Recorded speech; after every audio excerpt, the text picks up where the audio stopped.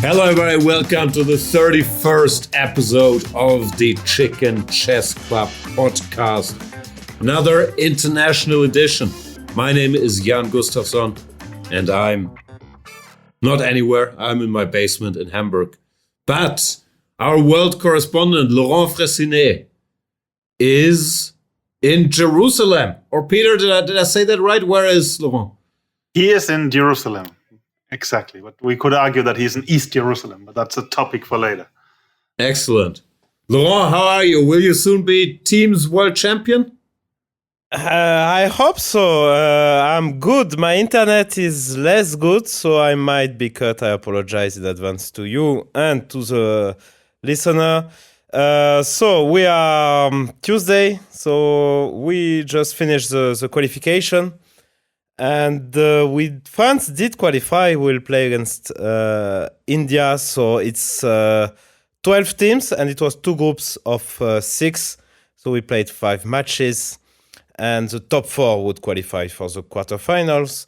So this is a bit of a strange format. Also, the time control is a bit strange. This is the first time I play 45 minutes plus 10 seconds per move. So this is halfway towards classical and halfway towards rapid. So it's a bit weird, but I got used to those. The qualification didn't go so well for us. I mean, we finished second at the end, but it was tough. I mean, we lost the first match to Ukraine, and then we beat. I got this unexpected present from our friends from the Netherlands. I was on the receiving end of a very nice present, which made us winning the match 2.5, 1.5 against Max Vammerdam. I mean, he had a pawn up in a queen ending, but he overpushed, and I was lost at some point, but I won the game. Why are you smiling, Peter? No, it's good. I thought no, not at all. But that's okay. Tell us that you're the top scorer at 3.5 points as well. I mean, brag a little bit. Yeah, but I was very lucky. I mean, I got a couple of presents the first few days against Volokitin and Vammerdam, but I'm not going to complain. I'm playing well. We have Maxime Vachelra, who is playing very well as well. So so far so good, Jan. Thank you for your for your question. Maybe more later. I don't know. Just to Yeah, that was. No, I mean I have to mention that all the top teams are not putting their best players for sure. USA is already out. The Netherlands is out, and now I will. So Peter, how is life? You lost a bet to me, which doesn't happen that often. So Anish Giri didn't show up to Jerusalem actually. Not yet, no. So. I mean, the Netherlands are out. Exactly, but yeah, I guess. But well. I'm good, but of course, neither as exciting nor as high level as your life in any way. I mean, it's playing golf last week, but then the snow fell, and that was it. That could be your Twitter description. Neither as exciting or high level as your life in any way. Actually, I should update my Twitter. That would be a reason. I lost a bet. I should update my Twitter bio for that indeed. So that was basically it, and not much since then. I mean, it's cold here. It's trying to. One of my big projects was trying to change the car's wheels from summer till winter tires during the snow. So I got my old wheels from the basement. I transported them to Vilnius. I booked a time with the mechanic.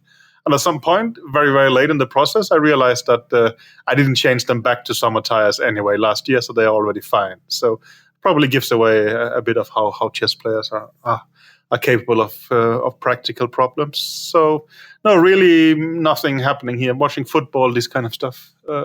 Controversial already. You're watching football. Yeah. Exactly. Yeah, I do. You're not boycotting? No, I'm not boycotting. I'm watching it with my son. I understand, but I mean, the consensus in Denmark is more or less not to boycott, that it's acceptable to see it, but we shouldn't go there, neither should we send sort of diplomats, governments, this kind of stuff.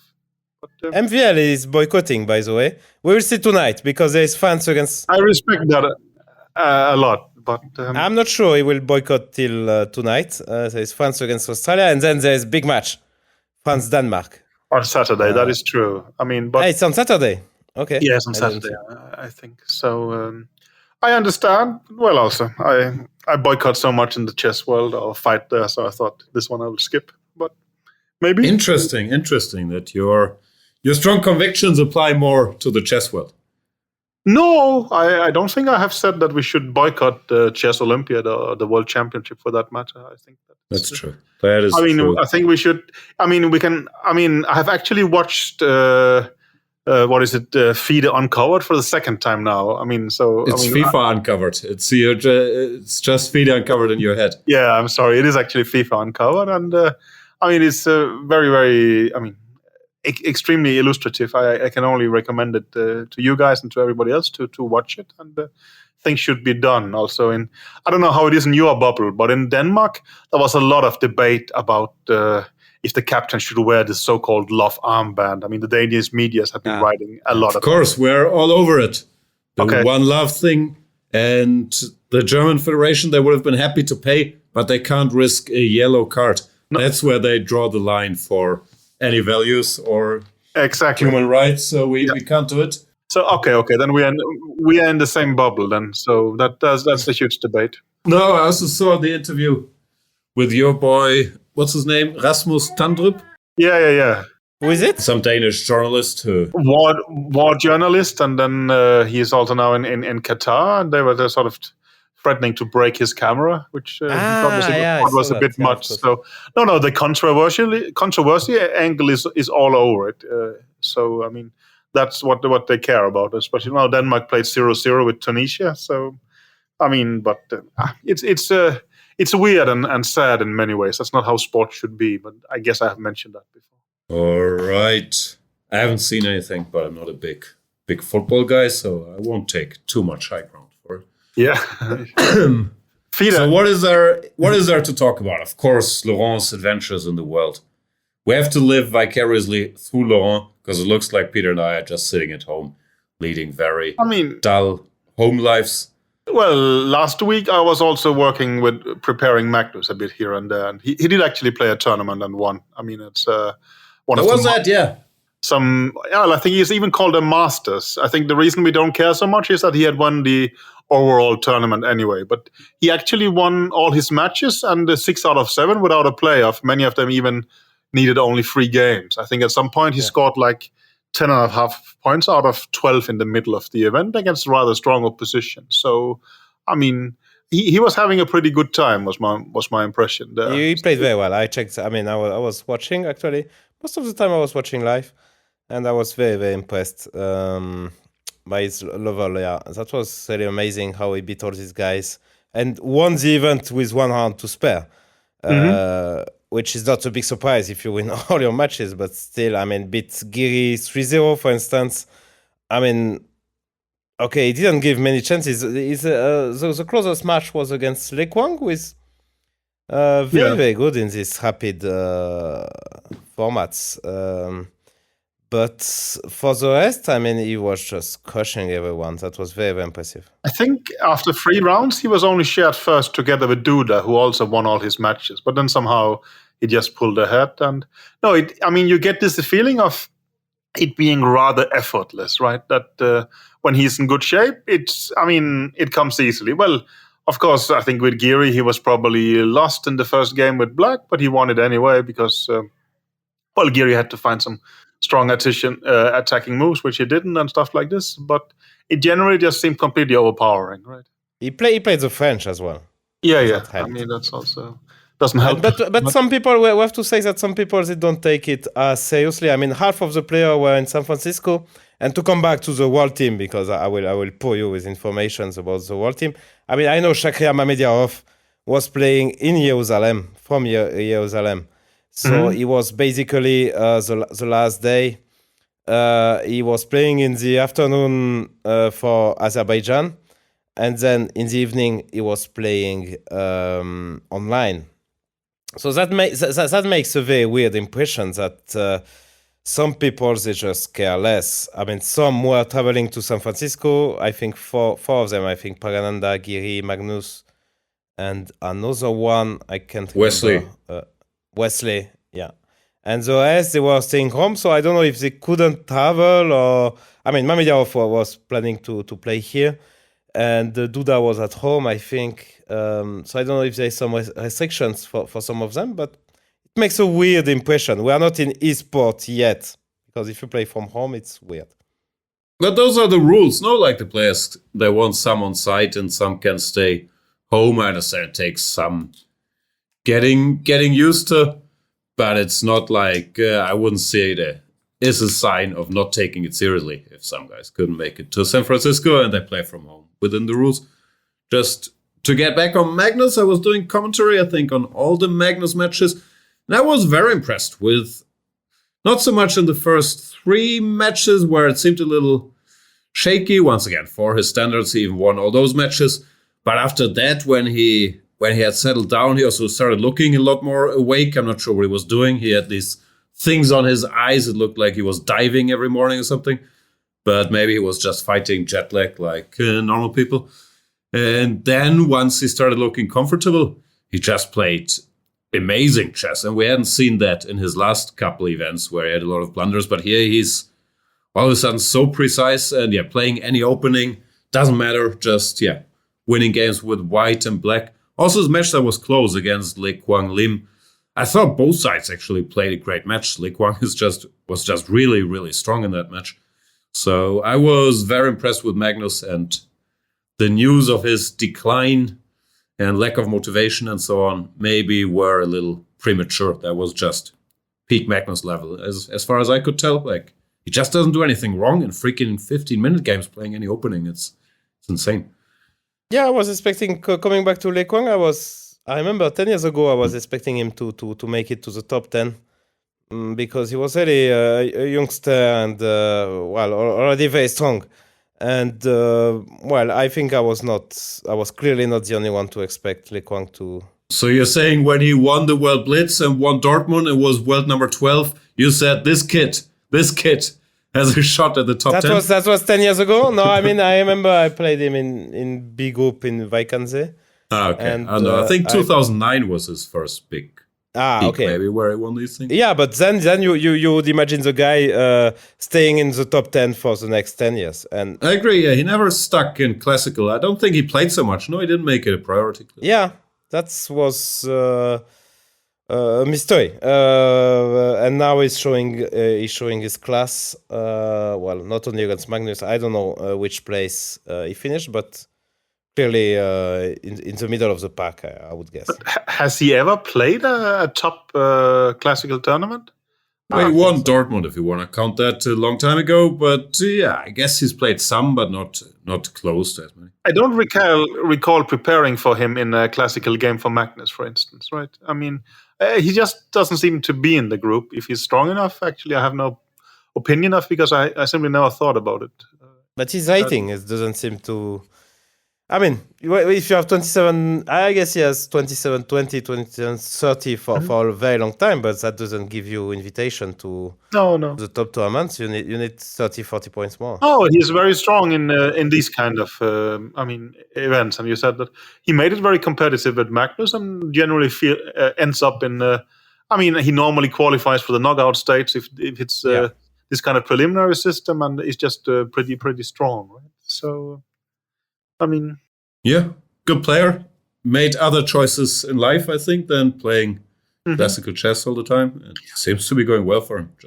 Wesley had a bit of a comeback, right? In the beginning, it looked rather grim for him, but then somehow he overtook people and ended up, I think, even in second place, if I'm not mistaken. Yeah. He did finish second, He lost the first match to Magnus, and Laurent, a prophet, Fressinet, predicted already last week that whoever wins the match, Carlsen, had great chances to win the tournament. And there you are. They finished first and second. Thank you. You're mocking me. Yeah, no, I mean, like, I would really give very, very good odds to the winner. I mean, like, the boost of confidence for both, I guess, is very high. So that was a very important match. And they finished first and second. But, you talk about his confidence. Have you seen the field in Wijk? I mean... Is that something he can walk through, or is it going to be the most competitive tournament ever, basically? What is the field? It's Magnus, Ding, Fabi, Giri, So, Rapport, Aronian, Duda, Gukesh, Erigaisi, Abdusatorov, Keimer, Jorn van Verrees, and Pragnanda. That's a ridiculous field. They replaced all the quote-unquote weaker players with like 17-year-old geniuses. No, I thought that, well, generally, Vaigensee was known for this mixture of extremely strong players and then some, well, could have been us almost. Not that weak, but almost, right? Well, Kasparov had this expression, the Dutch tunnel, when you go through the locals, right? But there's no such thing anymore, right? It's just pure class. So who is not? There's an under 18 tunnel, but are you guaranteed to enjoy it? I'm not sure. It's no. So actually, there is only how many people are under 2700? I would guess Pragananda and maybe Abdusatorov and maybe Jordan as well. I think Keimer is 2698, but they're.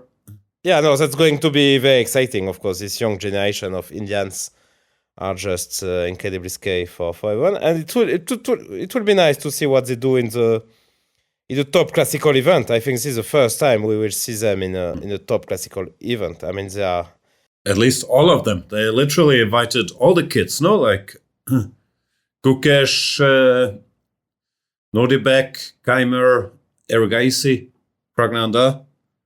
Yeah, this top junior. Power junior list. No one is missing. Maybe Sarin, but he's a bit too low, I guess, in terms of. Yeah, fighting. he feels still a step behind, although I guess he's coming. Niemann, but he's busy in courtrooms of the world. Maybe I don't know what time it will be. Yeah. Well, yeah, he's. I mean, he was. Oh, he probably still is in Jerusalem, where he did very, very poorly. So we have this security check reinforced. I mean, like, it's quite. I mean, like, they're checking you. I got this. I had to take off my shoes after a game I won. So yeah, I mean, okay. It was against Warmerdam, where I was like busted for 90% of the game. So I mean, okay, they say it's random check, but thanks to him, I mean, because of him, or you can, because of this story. Niemann Carlsen, we have a lot of. I've been checked the last 3 months more than the last 10 years, maybe. So yeah, okay, that's how it is. And but there is no delay. I mean, which is weird as well, because you make all this checking, but I mean, this 15 minutes delay would be so nice because the spectators are allowed. So, just 15 minutes delay, but they said it's too complicated. According to our captain, who went to the captain's meeting, I mean, he asked, and they say it's too complicated to implement. Who's your captain? It's Oshar, or who did you bring? No, it's Jean-Baptiste Mulon. Oh, okay. Well, to be honest, I don't like the 15-minute delay. I think it's pretty bad for chess coverage. I mean, there's 30 people in the spectators area. So, I mean, why is it bad? I think it's a high price to pay. I'm with Peter. Live sports, whatever we want to call it, if we make it 50 minutes delayed, it's... I mean, imagine that it's 15 minutes delay, and then you win an amazing Armageddon game. Are you going to stay off Twitter? No, you're not. Why not? I mean, first of all, I have to get back to my room and get my phone. Yeah, but then someone else will do it. I mean... There is this risk that we're gonna get spoilers. I think that's. And don't check Twitter. I mean, okay, I don't. I'm against you. I mean, Jan, you betrayed me. I mean, I thought we were teaming up against Peter. No, I'm sure we'll find a spot. Oh, don't worry. Later on, don't worry about it. yeah, but no, I think it makes sense as an anti-cheating measure. But I also really doubt if it can be the future, if we want to be more esporty with reactions and so on, and then we have everything 50 minutes delayed. I don't really see it. Yeah, I don't know. But I think the reason given actually was not that it was not good for the sport. It was just tough to implement, which I don't understand why is it so tough. But okay. I'm not a tech guy, so I don't think it's tough. But yeah, okay. But you skipped away from Weig a bit early for my taste, also for the Hans lawsuit for that matter. I mean, well, with such an amazing field, which percent would you give Magnus of winning the event? Historically, he's won, like 40% of bikes. He's doing well on bike, no? More? I think he's won like 8 or 9. He won 8 or 9 in the last year. No, he's winning 1 out of 2. That's one of his. I would say 40%. But you're actually below 50, yeah? I'm not sure. Could be a little higher. Who's his main competition? It's very hard to say because everybody's good, of course. Ding, we haven't seen very active. Fabi, we don't know, but of course, Fabi's always there. Giri usually does well in Vike. So, or you think just Gukesh is ready to crush them all? Yeah, no, but actually, you have the right mindset. You are thinking about who is going to win, except for Magnus, which, actually, I mean, I cannot imagine a rapport or people like that, actually. No, Levon has been in great shape recently. Giri cannot win because he doesn't win Super Tournament. So it's between Magnus, Ding, Fabi, or so, actually. So 40-50, yeah. Something like that, yeah. One of these young kids are so good that we just have. But I doubt it as well. Would be strange at the first showing, but who knows? Like, I wouldn't rule it out. Gukash or anybody up to Satorov just beats everybody. No, my guess would be around 50%. But well, I have to. I think that's fair. What about Ding? Ding, that's going to be interesting, right? As far as I understand, the World Championship match is scheduled in the first part of the year, but nothing official, right? There was this Mexico rumor floating around on Twitter, but nothing has gotten further for that. We haven't seen Ding for really a long time, right? Yeah. Since candidates, no? Yeah, you saw him there, that's true. He's been for the candidates, but except, his last 2 tournaments has actually been candidates. And candidate. Yeah, and well, of course, the Chinese games to qualify, but I don't recall seeing him playing a top tournament for, I don't know, pre-COVID. But it still seems very tough for Chinese athletes to travel in general, no? Like this COVID stuff and setting an example. But I don't understand it.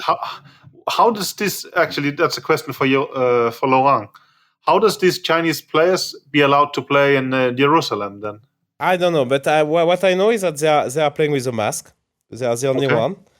But of course at lunch, when there is no camera, they are. Don't get them into trouble now, okay? They don't have the mask anymore. So I think when they are filmed, they have to put the mask. They eat without the mask? Yeah. Okay. No, but in general, they don't seem to cook. They talk to each other and so on, yeah. So I think they have the mask only for the games because they are being filmed. Actually, that would be my guess. But I hope Chinese authorities are not listening to this podcast. But actually, this is funny because these guys from the Chinese team... Authoritarian regimes are in general terrible at finding out any information about their athletes, so don't worry. That's not what they do. So, they send not even the 3rd team of China, maybe the 4th team of China, but they crushed the group. They won 3-1 against Ukraine. They won 3-0. They finished first with 4.5 out of 5. But that's what I don't understand. That, if the question is getting people out of the country or not, if they're sending 4 players anyway, why don't they send the best? This I don't get. Maybe they are the best. No, they could be the best. But if it's, it cannot be that they cannot send the best team due to COVID rules and then they send another team. That makes no sense. Yeah, that's true. Yeah, no, you have a good point. I don't know, maybe they have to make extra sure the best don't get COVID or don't get COVID. Or you think this one will stay in a year somewhere else? I don't know. But you're right. I have no idea. It's just a guess, but it does make some sense still. And I think I heard from Chinese sources that it was still very tricky for the players to play anywhere outside of China, really. Maybe it's softening up a bit now. Maybe there's some kind of quarantine and you have to get through, and maybe not a lot of people want to go through this quarantine or some incredible... maybe it's incredibly complicated. Probably it's incredibly complicated, and probably they didn't find so many people to go through all that. But what do I know? I know that these guys are here and they seem to be very good. Not only they... Who's on the team?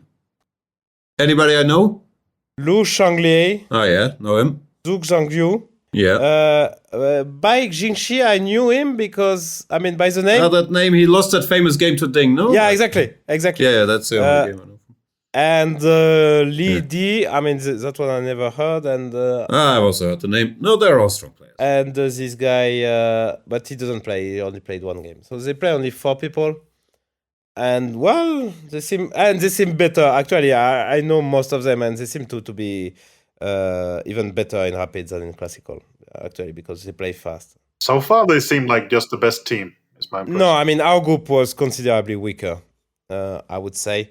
I mean, in a way, the Netherlands should play with Guy, and they didn't. So, yeah, can you explain me the system of the tournament? How did teams qualify there? Because I saw that England was complaining that they were not invited. It's continental stuff. I think we qualified from our second place last year in European.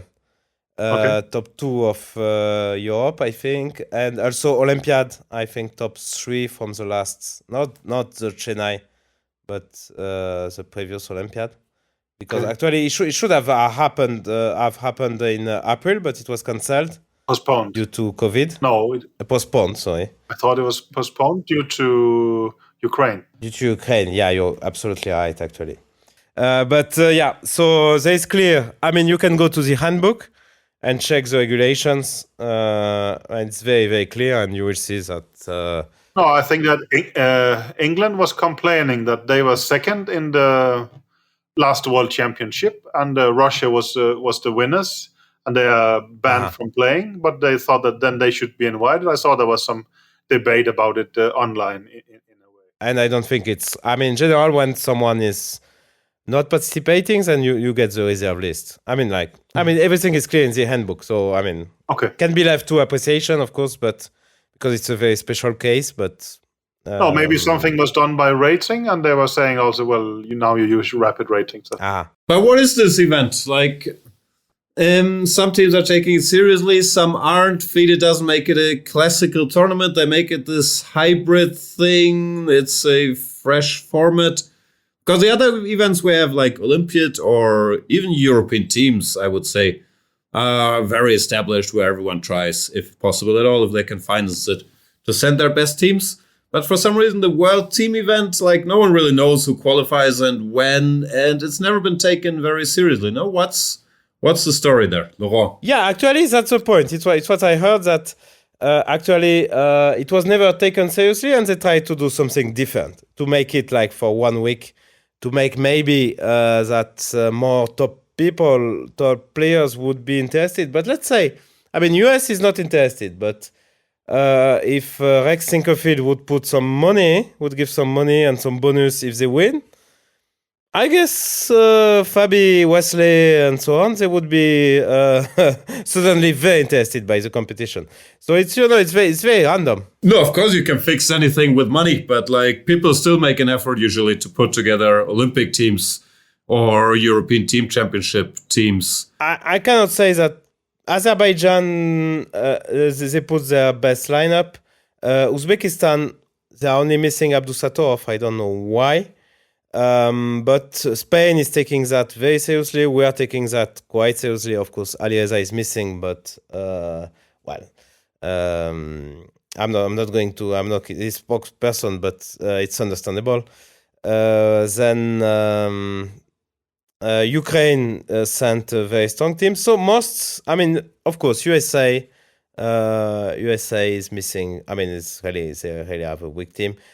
Ukraine is not sending their best team. Let's put it like that. Well, they have like Ivanchuk, Shevchenko, Kovalenko, Volkitin. Yeah, it's not far actually. That's not far. It's not far. Yeah, that's a good point. Elianov, but he didn't play the last Olympiad, so it has nothing to do with the World Championship. And then you can say in the Netherlands they have a decent team. Okay, Guy was missing. Poland is missing Duda, but except from that, I mean, the teams are just. Of course, Russia is not here, which makes. Of course, China, but China is very special. But they're just sending a team that's good enough to crush the competition, yeah, which was hard to. Yeah, to win the whole thing. Yeah, that's true. Yeah. I mean, they were first of the group with 1 round to spare. I mean, actually, we played against them today, and they were playing for literally nothing. Okay, now it's my turn. Well, you are hijacking one of my subjects for the FIDE segment. Sorry. Yeah, but no, I mean, I think it's wrong. I mean, well, we have something that we actually give the title a world championship. Then people should also care. I mean, there is very few of the best players in the world playing here. I mean, that this not this, but that the world championship for teams in general has been a pseudo event is for a long time is clear. And Laurent can say some nice things, but look at all the players who are missing. Look at also, for instance, Anis Giri. He chooses to be last in a tournament instead of actually going and playing for his team in the World Cup. Yeah, but he didn't know he would be last. No, I understand, but he chose another tournament instead of the World Cup. That's not how it works in football. I mean, if you have something that should be a world championship, it should be obvious that the best players dream of playing it. And this is just not the case here. I mean, this has not been the case in chess for a long time. Maybe we simply think that Olympiad is the real deal, and this is some kind of appendix. That could be, of course. But I think that few people think that, and then it's a matter of habit. But I don't see why, actually. I mean, why? I mean, like, Olympiad is a bigger deal, I understand, but why World Championship, as Jan said, why World Championship wouldn't be a bigger deal than European Championship? That I don't.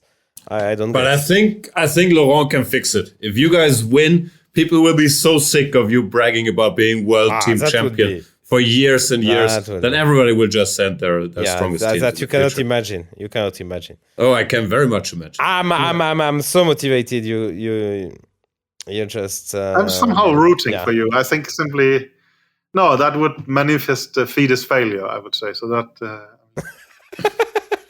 So fascinating how your minds work. Like, Laurent brings up Giri 4 times unprovoked. Peter brings up Fide 6 times.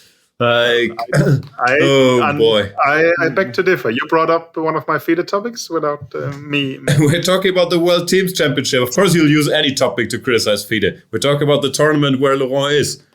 While Jan, you have now you have a new favorite topic. I do have a very favorite new topic, but I'm not sure what you're referring to. Manscaped. Oh, that's very true. Yeah, that's your favorite new topic. Those are my favorite new toys, not my favorite new topic. But yeah, that's very true. Because we've been incredibly picky, turning down offers left and right with support for this podcast. But finally, we found something we can all agree on. Support for the Chicken Chess Club is brought to you by Manscaped, who is the best in men's below-the-waist grooming. Manscaped offers precision-engineered tools for your family jewels. Manscaped recently launched the ultimate men's hygiene bundle, the Performance Package. Join over 7 million men worldwide who trust Manscaped with an exclusive offer for you. 20% off and free worldwide shipping with the code CHICKENS. That's chickens with an S. At Manscaped, manscaped.com. Now, I'm not sure about you, Laurent, but I have a confession to make. I don't know how old I am, 43? I'm a 43-year-old man, and I had not shaved my balls until very, very recently, ever. What's your experiences with ball hygiene, Laurent? So I must say that I didn't have the chance, the great honor to test the equipment because I received it before leaving. A few hours before leaving to Jerusalem. It comes with a nice little bag. You can just pack it. Yeah, so why did you do it recently, actually? I mean, I got it last week and I've been using it ever since. Okay. So I don't know if I should tell that story, but as I said offline, I tried once. So I went to, which was shocking to you. I went to some shop. I mean, in Paris, it's normal. You go to the barber, you go to this kind of shops. We have barbers, but yeah, I didn't know you could do below the waist action there as well. Yeah, you have barbers for all the part of your body, actually. Uh-huh. So that was actually painful, and that was actually incredibly painful, which is actually normal when it's the first time, is what I heard. And then I decided that not with Manscaped. that I decided that it was not worth it. But let's see. I will try it, and I will do it myself. No, for me, it's really been a revolution. Because also my pubic hair, I was like trimming with scissors, which doesn't seem ideal. But now I'm just under the shower. I use the lawnmower 4.0, and it's incredibly comfortable, actually. Like you're just done. You feel nice and fresh. After that, I'm not kidding. I'm putting on my Manscaped boxer shorts after I use the ball deodorant. I'm so much on board with Manscaped. I have to admit, I haven't used the nose hair trimmer yet, but that's just because I want Peter to be the spokesperson for nose hair trimming and ear hair trimming, where I feel he could contribute a lot. Thanks. I will, as soon as I get the top-notch equipment, I will also chime in this. But debate. you never tried, yeah? This. Sad to say, but no. Yeah, that's there seems to be a French. It's really incredibly comfortable. You're under the shower, like you don't have to worry about it. You push the button. Zzz. 1 minute, you're done. I managed not to hurt myself at all. It felt very, very easy, and I feel good. Yes, that's why. Yeah, that's why I went to the shop actually, because I was really afraid to hurt myself. Actually, I don't trust myself at all. But I will try with the Manscaped equipment, and I will let you know more. I'm not sure if you guys knew this, but the Weed Whacker is also waterproof and provides proprietary skin-safe technology, which helps reduce nicks, snags, and tucks in those delicate areas. And yeah, big fan. I'll keep reporting. I'm wearing the Manscaped complimentary boxer shorts as we speak. It's also excellent. So yeah, I strongly encourage both of you, because I know you think it's funny, but it's really, really, really improving life quality.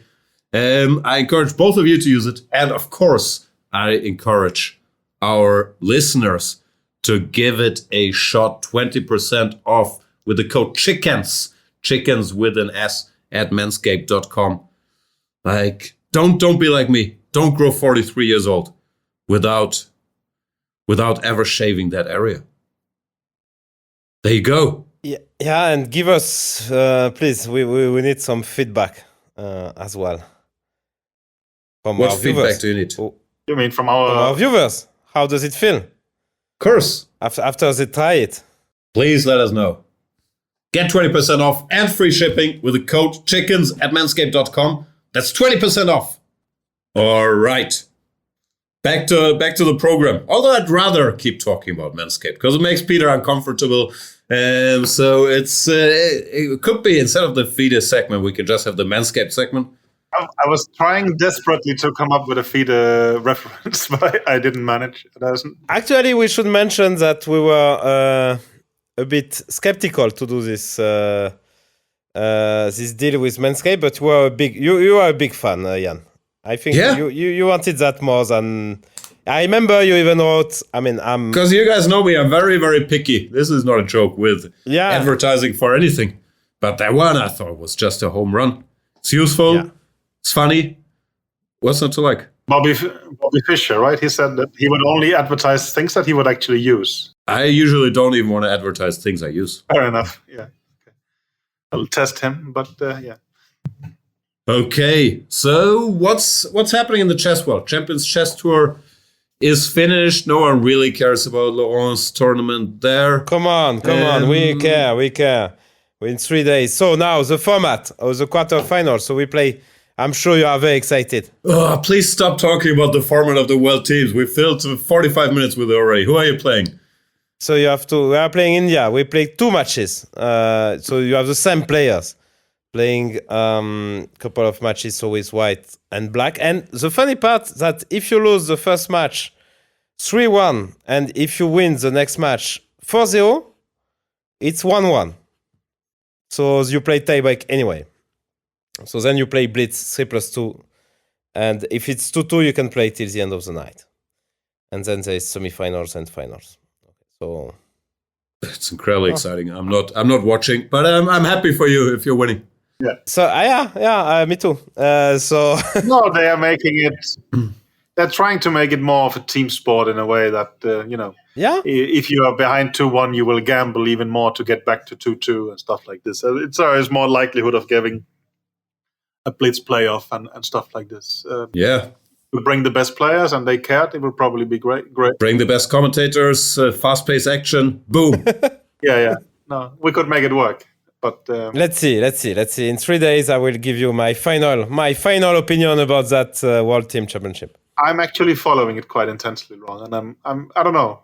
It's just like soccer. You pick some team, you root for them, and it's fun. And I'm rooting for France there. It's gonna be fun. It's amazing, actually, that you are more rooting for France than for Ukraine. I mean, that I was amazed by your tweet before France-Ukraine, actually. That is true. I actually, when I did that, I didn't know they were playing Ukraine. So that was a bit embarrassing. But I think Peter is just rooting for France because he's so happy that someone is using his preparation for a change. Yeah, that's nice. No, but that basically, Fress is playing all the good stuff and Magnus is playing all kind of random things, right? Magnus just plays G6, C6, E6, pick a move. It will be +1 after 10 moves, but I'll win anyway. Yeah.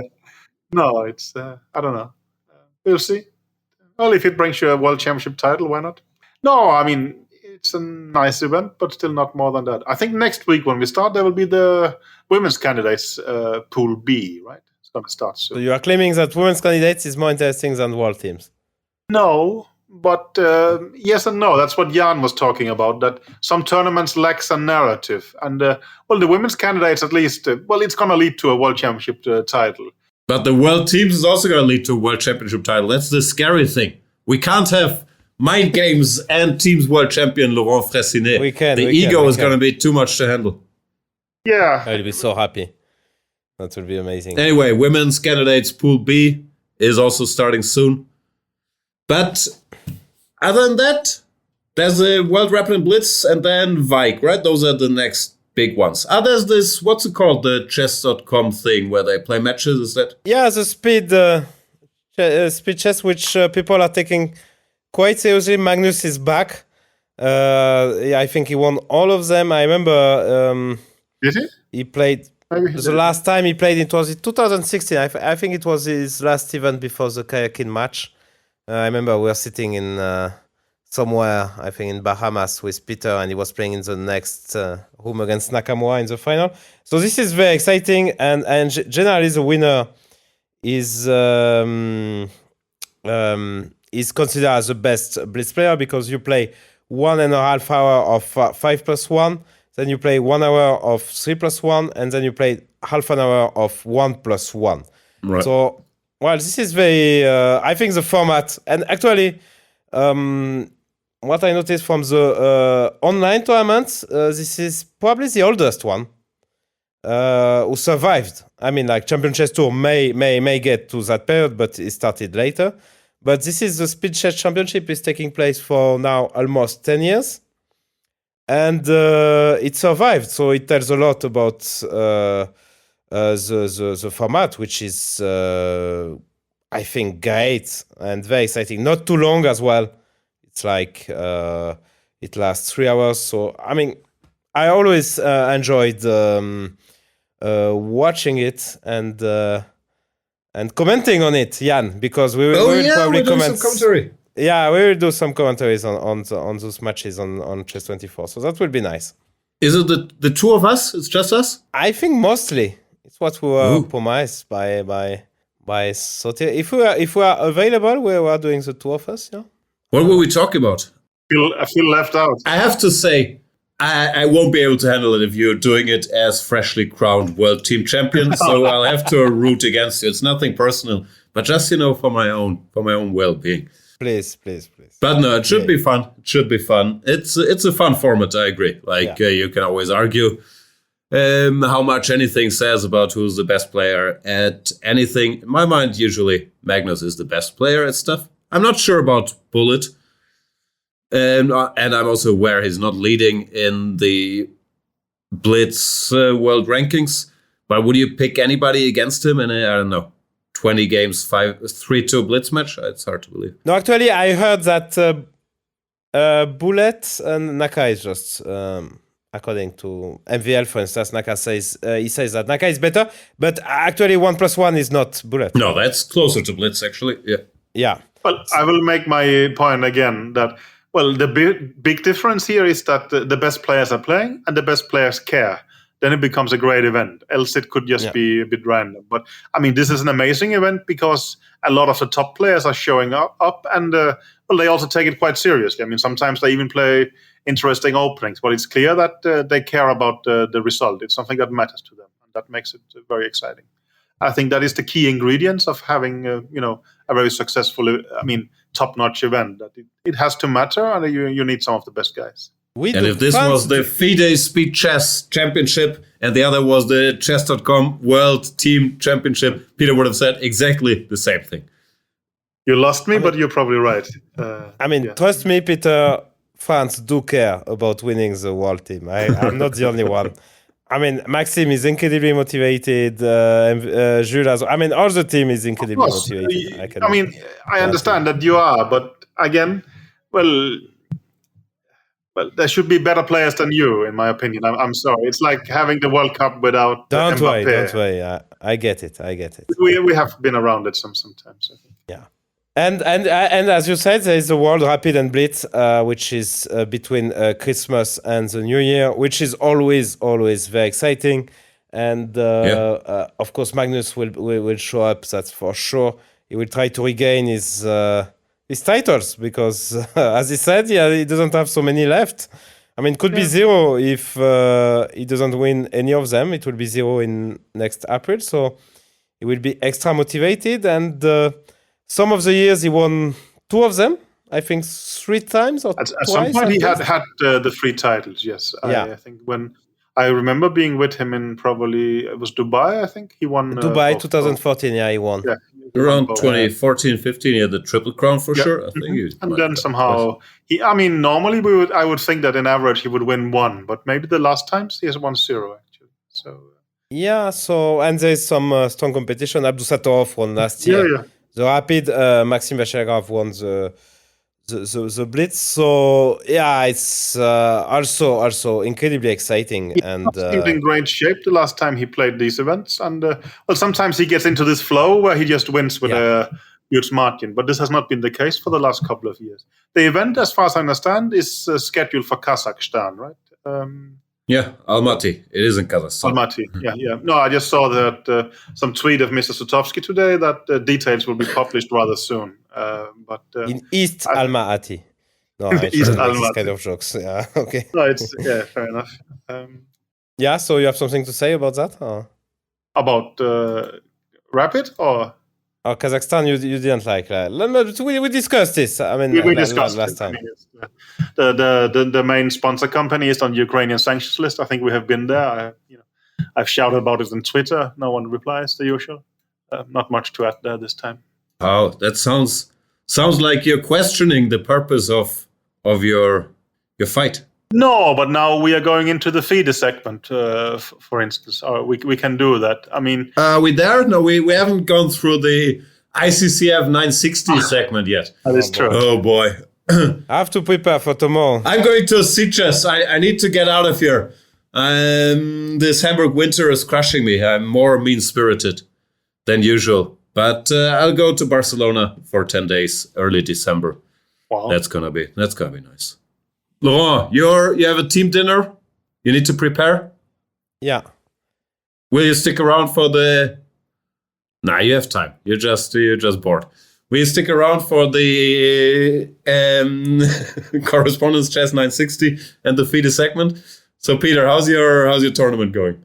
Well, I mean, one of the games has reached move 1 still, but others are... I don't know. It's probably me who's crazy. Move 1. My opponent... Well, he's actually a Chicken Chess Cup podcast listener, but we've gotten to move 1 so far.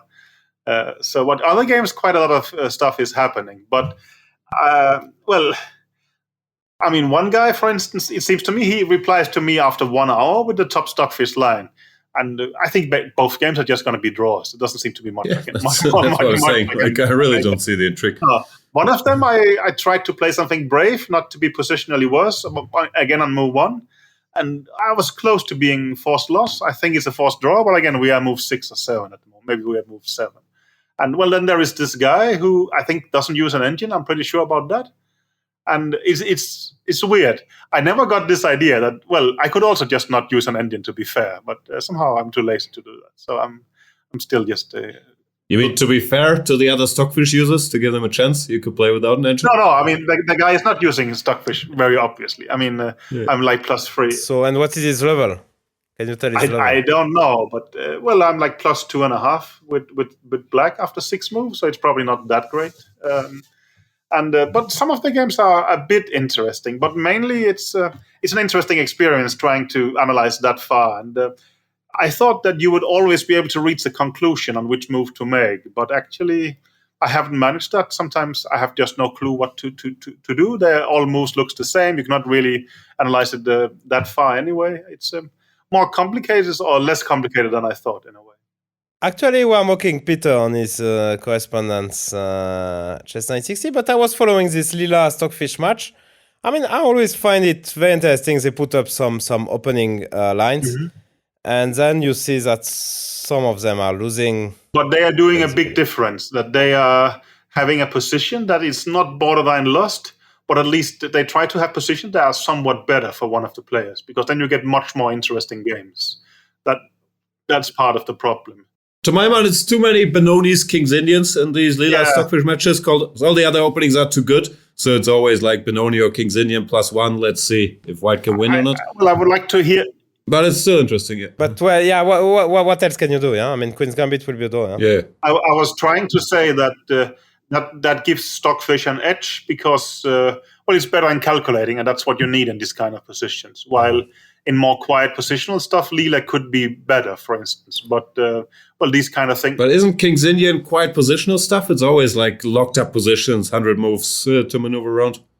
That could be. My hunch is just that, well, probably Stockfish just is stronger in that way. But there is some amazing games there. Also, you can see that, well, of course, they have Chess 960 positions there, but even there, they choose some positions that are slightly unbalanced. For instance, what they did is that they took some positions from the recent World Championship for humans in Chess 960, and then let them play position after 2 moves when some of the players has made a mistake. So they are basically trying to unbalance it, and that makes it much more interesting. Also, well, I can see in my correspondence, I'm trying to fight desperately to get a 0.1 or 0.2 edge, but normally that's just going to lead to a draw in the long run. And no, I had one recently against an opponent from Poland. I think I spent like 1 week trying to decide on some kind of setup to put some kind of pressure, and he just replies after 20 minutes or 2 hours, and I don't seem capable of doing him any kind of harm. So that's a bit saddening, of course. But, I mean, I'm spending quite some time on it. But, of course, last week I also had to work for Magnus. But now I can fully focus on Chess 960. But, I mean, today, for instance, I think I was looking at if some ending was drawn on move 33 to make a decision on move 6. Maybe I'm overdoing it a bit. But I'm not sure if I should feel pity or envy, because you have things you enjoy, which is beautiful. But to spend your time on this deliberately, it's not something I would do. I don't enjoy it. I mean, this kind of nervousness you feel in an over-the-board game, I feel the same here. And that is a bit sad. It should be a fun experiment. But I still feel, can I defend this? Am I not going to win like this? How do I put... I mean, this kind of tension creeps in any kind of setting. I don't... maybe it's just that I feel responsible towards your expectations and I don't want to let them down. I don't know. There is some kind of pressure there. We do expect that you beat the guy without an engine and that you draw all the other games. Yeah, but it's not because we think we are especially brilliant. No. And I'm very confident I could do the same thing without losing any sleep or putting any thought into it. Maybe you could, but it's still my dream to win one of the game and somehow edge out of the pack and qualify for the next stage. But let's see. You want to fight the moment where Stockfish on depth 43 misevaluates the ending. But Nielsen, in careful analysis over the board, spots there's a hidden breakthrough. Yeah, but there is probably not. And I assume also I have better equipment, whatever. Laurent is so checked out for half an hour already. He's checking his phone. He's thinking, I have to go. Yeah, I have a tournament. I have the tournament of the year to win. So please, Peter, jingle, no? We need the jingle. Okay. That's a fair excuse, and we shouldn't sabotage Laurent. No. during his World Team Championship. So, Fide, Ale, Emil is there. You should tell Peter actually what Emil and Asmai have been up to. So, are they drinking? Are they paying themselves? Like, that's the kind of info we need. I'm not hanging out with them, so I have no clue. Okay. I'm not hanging out at all, actually. I mean, I didn't leave the hotel at all. I mean, so yeah, it's not exactly what the advice to do.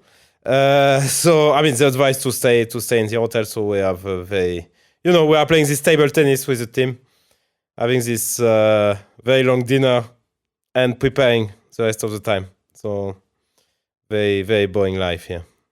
But Peter, please.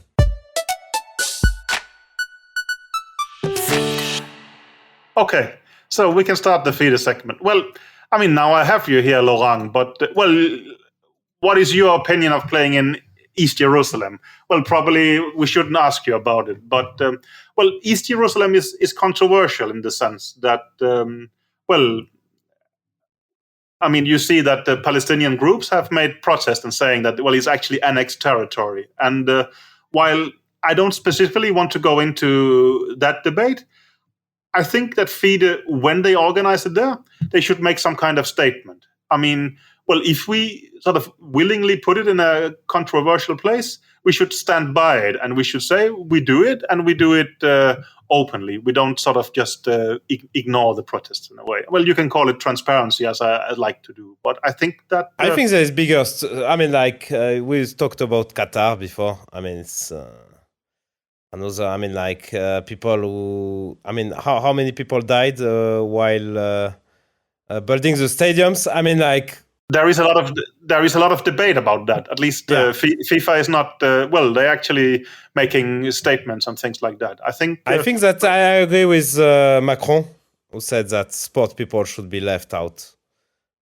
We are just playing our game and that's it. Yeah, but I'm not talking about you here. I'm talking about FIDE, who actually puts the tournaments there. I mean, some people complain also that, for instance, you could put it in other places in Israel if you wanted to do it that. I'm not saying this is wrong, but I'm saying that if we think it's right, then let's say it's right. Let's not just hide under the bush. That's how I think things should be done. I think that is generally wrong. If people think that this is wrong, which people are and protesting, we should address their concerns, not just ignore them. Well, that goes for me as well. But that I think would be best. Should I ask Emil to come? Probably we're neighbors. I don't know. But he's not far for sure. I mean, it's the same hotel, that's 100%. Where exactly? I don't know. No. I just generally think that we can do whatever we feel like, but then we should also stand by it to some extent, and that would be reasonable. And then I wanted to talk about the Team World Championship that, I think the best player should play. You should make it more prestigious when you give it such a name, but I think that one we have debated over and over again. So I would just update you on the Nigel's FIDE cruise that... I think, it started in Thailand, Singapore, Papua New Guinea, the Solomon Islands, Vanuatu, New Caledonia, Tonga, Samoa, and now he's arrived in the Fiji Islands. So that's I think we need a game, like a weekly segment. I don't like Chicken of the Week anyway. Let's kick it out and call it Where in the World is Nigel? Yeah, where's he going next? I mean... That's not a bad trip, I'm sure. Those are the places one needs to hit when we want to popularize chess and increase the numbers. But I'm also very, very envious. And such great luck for Nigel that his trip started when winter started in Europe. Well, now it's obviously very, very pleasant temperatures in that part of the world. Congrats on his new job. And what is there to say? Envy is the only word that comes to mind. So that's, I am speechless for a change. So... it's a nice job if you can do it. I mean, when it was apparently wrong to run the campaign to the bitter end, we should have opted out at some point. But, you can only... corruption creeping in. Yeah. You want to monetize your 16 votes, yeah? Something like that, yes. That didn't seem enough of a threat. You should, That's that's what I have. I have more for FIDE, but I think that's more than enough. Okay. We have any closing remarks? Chickens. I have a chicken, actually. Oh, Surprised you. is it FIDE for not addressing the East Jerusalem situation? No, it's not. It's not. It's Anis Giri, actually. I would have never guessed that in a million tries. No, but it was actually. I think this one is for real. I mean, the last round of this tournament, right? It's the score is 1.5, 1.5. He's playing Wesley So, and Mamedyarov has already lost. So if Giri beats So in the last game with white, he overtakes Mamedyarov as not last in the tournament. And I think that when there is this prestigious tournament, at least maybe you don't care, but at least you should pretend you care, right? But if we want to popularize chess, I mean, well, this is a must-win situation. And basically they play a game of 33 moves that has all been played between, I think, Maxim and Wesley So. I mean, the first 33 moves is just some long line in Berlin that is a forced draw, and it's been played at least twice before. I mean, well, play one G3. I mean, lose. I mean, well, you have to win in order not to be last. At least give the spectators a bit of a show. I mean, that's not the right time to be a chicken. Also, it's a spectator tournament. We want to make it an esport. That I think is actually wrong. I think for once, okay, we have maybe not been... Anish, you know you can't make any draws. Like, you will be chicken of the week anyway. But if you make draws, like, come on, look the great pleasure, like, popularizing the game. No. Mr. 300,000 followers. Like, you have to popularize the game, like we do. Like, come on, look how happy they are. But you're wrong here. I mean, you can make I don't mind making a draw, but you don't make a draw in a line that has been played. Nah, it's also... I'm not sure you're not playing much chess, but I've recently played terribly in the tournament. And then if you're there in the last round, it's really the last thought on your mind. Oh, if I win this one in good style, I will finish 17th, not 18th in this event. And he got crushed in the middle. He got completely crushed. He lost, I don't know, 8 out of 10. I haven't counted. He's totally punch drunk. And then now to make a big show because he drew some games against Wesley. Like, of course you will. But, I mean, let's... yeah. Yeah, nothing to lose. Okay. No, but he was broken. So the chicken of the week I have a chicken of the week as well with Giri Anish. Of course. I mean, he didn't show up in Jerusalem. He was on the starting list, which helped the Netherlands to get a better group with all due respect. South Africa, which was not, they lost all their matches. And according to rating, they were massively under 18.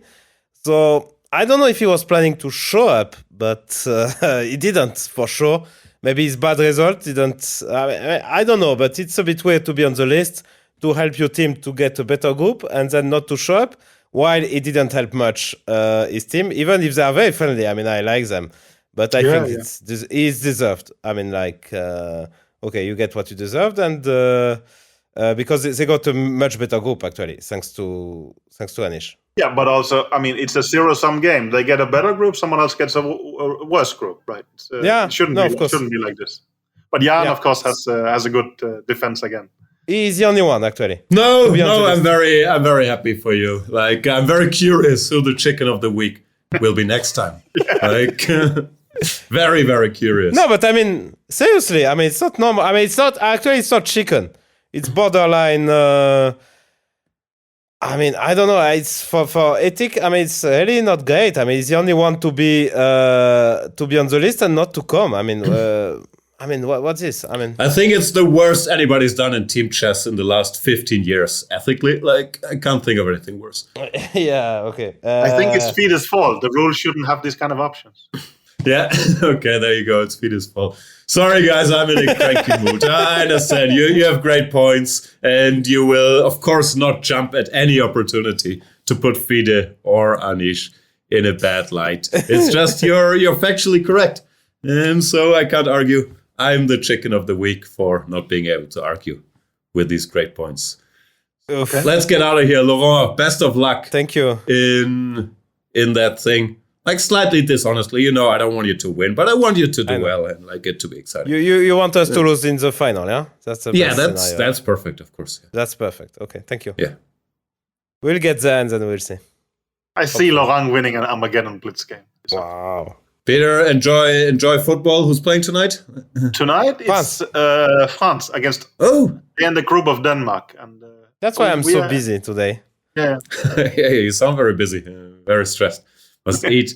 No, that's also a problem. I mean, Laurent has a World Championship quarterfinal tomorrow. He's sitting here podcasting. He's going to watch football, chilling. I mean, okay, Magnus is doing the same. What am I talking about? But I mean, it's a bit. He wants to leave. He's looked anxious for the last half hour. So let's let him go.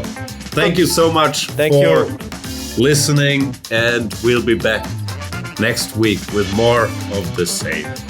If we're big. Bye. Bye.